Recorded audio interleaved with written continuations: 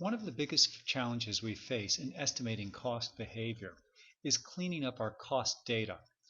Let's go ahead and take a look at a scatter plot of our units of production versus total machine-related cost, where our total machine-related cost includes utilities expense, depreciation on our equipment, and then maintenance on our equipment or machinery.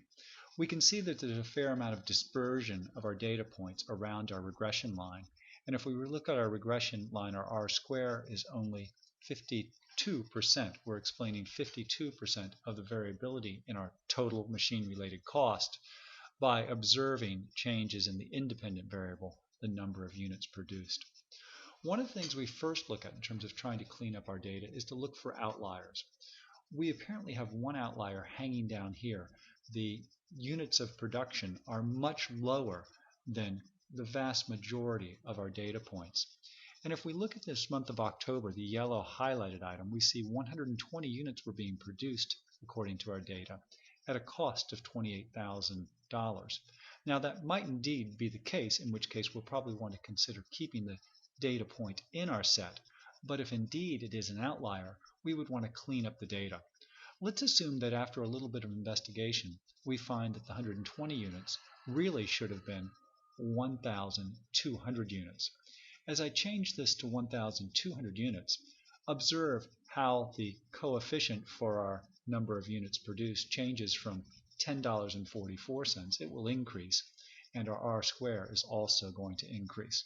So we're going to change it to 1,200, and our slope coefficient goes to $11.32, and now we're explaining more than the 51%. We're 52.33. Not a big increase in the explanatory power of our regression equation, but certainly a shift in the variable versus fixed components. Let's go ahead and look at some other noise that's in our data set.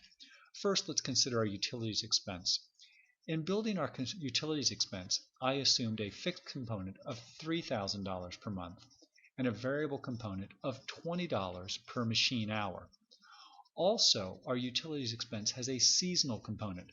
For the months of June, July, and August, we're going to assume that we're running our air conditioning in our plant, and it requires an additional $4,000 a month in utility cost. I've put in a dummy variable to indicate that trend. Notice in the months of June, July, and August, I have a 1 under a seasonal trend, then 0 for the other months, and again in the months of June, July, August, I have a 1 for the seasonal trend. In the other months, I have a 0. In terms of one other variable I have with respect to utilities costs is I've assumed some inflation. So I've included a column here indicating how the price index changed or increased over time.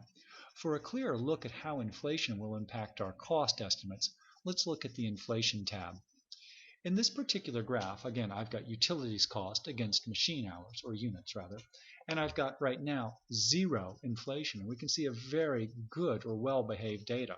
As I increase my monthly inflation rate to 1%, to 2%, to 3, 4, and 5, we see there's a lot more noise in our data.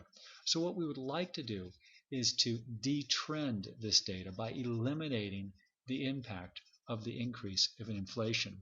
And to do that, I'm including a price index that will be one of the variables in our regression.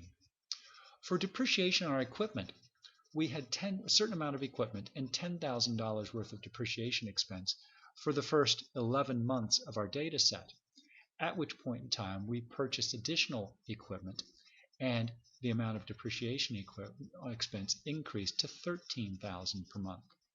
To handle that change, I included, again, another dummy variable. I've got 1 for the months where we had $13,000 and a 0 for the months where we had $10,000. Finally, for our maintenance expense, I assumed we had a $2,000 fixed component and a variable component of $7.50 per hour. But I assumed we renegotiated our labor contract and our labor cost increased to $8.50 during the month of May. So we've put a dummy variable for the $7.50 and a 1 indicating where the wage shifted to $8.50.